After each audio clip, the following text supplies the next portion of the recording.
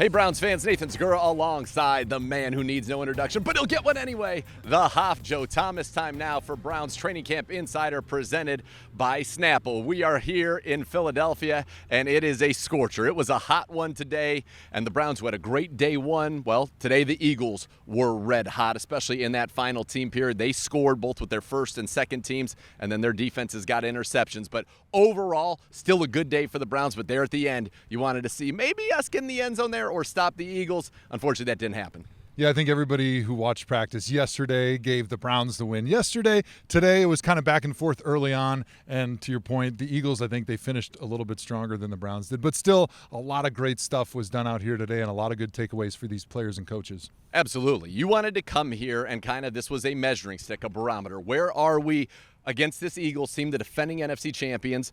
A team that many people consider to have the best roster in the league. Where are we relative to where we were a year ago? And the answer to that is definitively we are significantly better. We belong on this field. We went toe-to-toe with them over the course of 2 days. So as a player, as a coach, you love that film. You're going to have things that you can improve upon, but that's what you wanted to know. And does that give you a lot of confidence in the locker room being like, oh, yeah, these guys are the best NFC has offer. We absolutely belong with these guys. Yeah, it's going to build a lot of confidence for this team. And I think specifically up front because Philadelphia Eagles have been built for the last few years on their offensive and defensive lines. They've had one of the best units in the NFL in that time frame. And for the Browns to be able to come out here and hold their own, and I think the O-line actually got the better of the Eagles D-line today, that's got to make them feel really good. And like we mentioned on yesterday's show, the Browns defensive line completely dismantled the Eagles offensive line, especially on the outside. I mentioned Lane Johnson and Jordan Mailata, the two tackles, both came up to me and said, Myles Garrett, dude, he might be the best pass rusher in the NFL, and that includes everybody named Bosa. Well, yeah, Myles Garrett looking to be the first player since Philadelphia Eagles legend Reggie White to have 16 or more sacks in 3 straight seasons. So, yes, those accolades certainly well-deserved. You mentioned that offensive line. You were spending a lot of time over there. What did you see from this group? Because this Eagles team is relentless. I think last year they had 5 guys with double-digit sacks, which is unheard of. What did you see in terms of that improvement after, day one, the Eagles defensive line, both defensive lines really dominated, but to have that line bounce back? Yeah, I think the one thing that Bill Callahan said to his guys after practice was he was impressed with their physicality, the way they recovered, the way they took it to the Eagles defensive line today.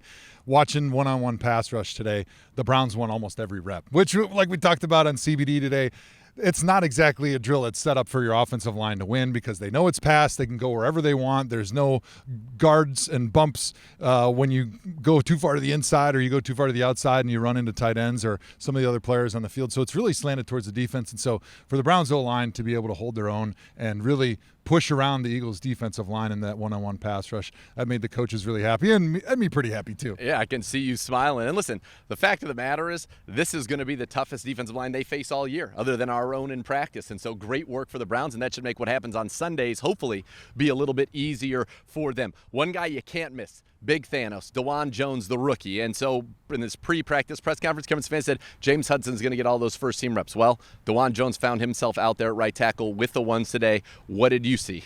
He was impressive, and it was great for me to be able to visit with him a little bit after and just kind of get into his mind and just see what are the things you're trying to work on, and then how are you trying to work on them? Because it's one thing to say, well, I want to finish plays more or I want to be more square in my pass set, but I want to know inside his head, like, how are you going to do that? Like, what is your game plan for success? And so it was great hearing him kind of talk about how he's thinking about his shoulders and where his feet are and the different things that he needs to do to cue his mind to get his body to do something. And to me, that shows like another level of interest in the game and how important it is for him to be able to be right and to be a starting tackle in the league. And so watching him against the ones from the Eagles was awesome. I mean, he was completely dominant in some of those run plays, like taking his linebacker into the end zone and nearly dumping him on his head. That's fun to watch those big guys move around, and then to see his nimble feet and pass rush makes me really excited to see as he's working with Bill Callahan a little bit more, how that technique improves, how he becomes almost impossible to run around because he's so large.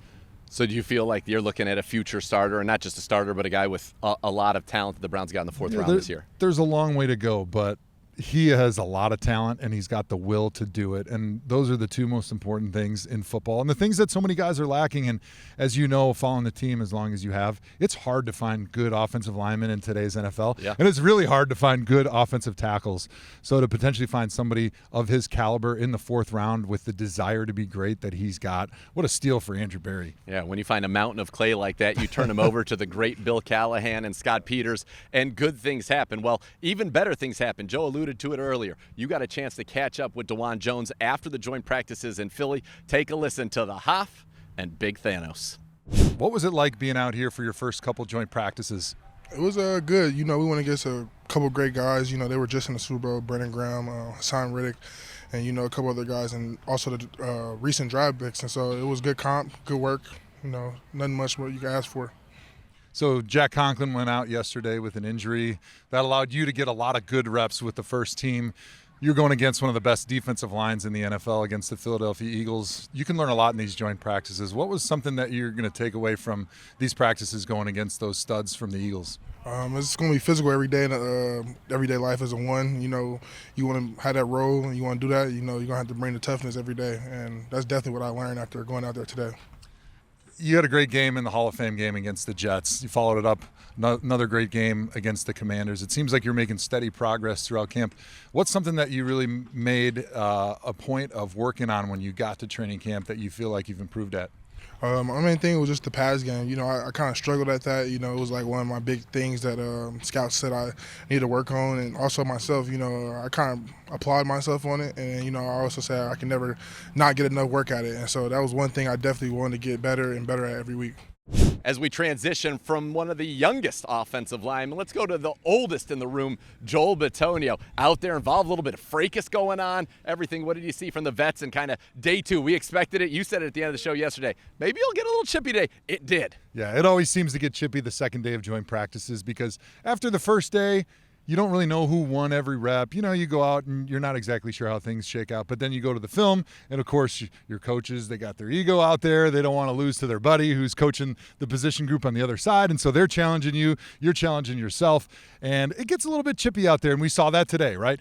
One of the Browns running backs kind of got hit a little bit too late. And his guys stood up for him. I talked to Joel about it after, and he said, look, if the Eagles coaches aren't going to stop their guys from fighting, then we got to make them stop, right? Hey, you cross my borders and you start messing with my women and children, like, I got to start declaring war on you. I'm sorry. That's just the way it goes. And so it was great to see Joel out there. I know that's one of the things that the coaches don't always love seeing it, but the players really rally around guys that they feel like they have their backs. Yeah, it was just Joel. Big Thanos himself was out there, like literally tossing I'm not messing people. with that dude. Like, he'd just pick you up like a little ant and just flick you and take you off the screen. Flick you aside. All right, let's talk about some of the highlights for the Browns today. We already talked about, what happened at the end of practice. The Eagles look good. Let's start within that 7-on-7 red zone period. DeJuan made some beautiful throws. One of them was a touchdown to Cedric Tillman. Yeah, it's just fun watching the connection that DeJuan is getting with his receivers. Cedric Tillman has been a favorite target of all the quarterbacks throughout training camp, which has been awesome. And just seeing that connection grow for DeJuan, that comfort level that he has with the receivers,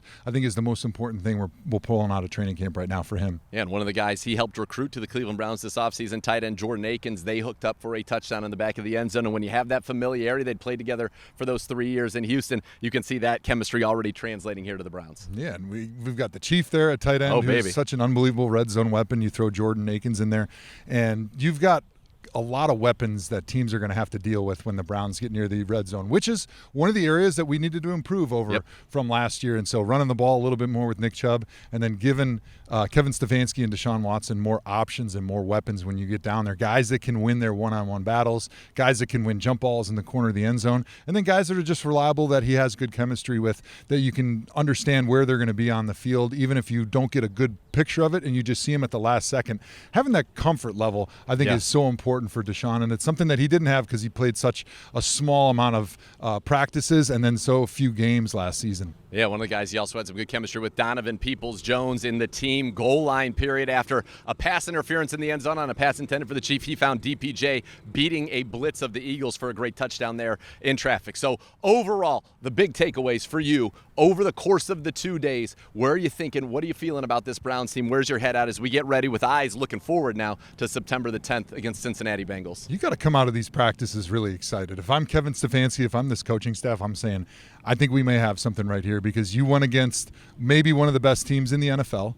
And you stood toe-to-toe. You won your fair share of battles. There's some things to clean up, of course, but that's just normal for this part of training camp. Sure. Some turnovers, some balls that were on the ground that you don't want to see. But I think you're seeing a much better and more comfortable Deshaun Watson. You're seeing a more physical offensive line. Oh, yeah. And I think a defensive line that's much different. Went from one of the worst units in the NFL, one of the weaknesses of the team, to one of the best units and one of the strengths. And I think one of the groups that is going to be the impetus for this defense to potentially be a top defense, because they can actually get after the quarterback more than guys just named Myles Garrett. Absolutely, and we saw that yesterday when he was off the field. They got a couple of sacks to stop them in that final period on day one. I'm going to ask you, because this is something just occurred to me while we were sitting here and I was listening to you, so let me hear what you think about this. I'm kind of okay with how today ended. It would have been great, obviously, and everyone wants us the Browns to come out here, dominate every single rep and all of that, but I think there would be a potential for that to maybe you smell yourself a little bit and Yeah, you think, oh, absolutely. we've already done the Yep. work. The way that this ended, I think, is going to leave a little bit of a bitter taste in people's mouth and say, okay, yes, we showed what we can do, but we still have work to do to be the team we want. Is there any merit to that thought? Oh, absolutely. I go back to when I was in college and Paul Chris was our offensive coordinator. We had a pretty good offense. I mean, we won a few games. We won 12 games in the Big Ten. No big deal. No big deal.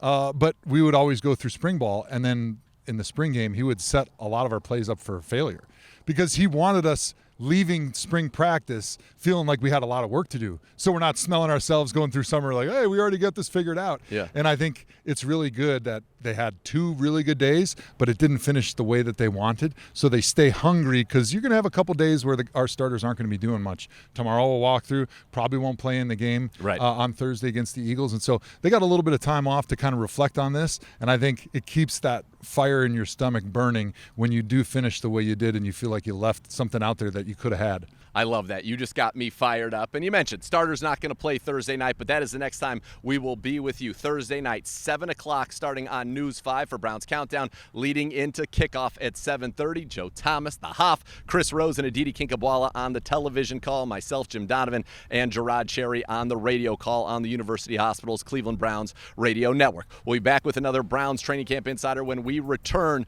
to Berea. So that'll do it from Philly. For the Hoff, Joe Thomas, I'm Nathan Zegura, thanking you, the best fans in all of professional sports, for watching another edition of Training Camp Insider presented by Snapple.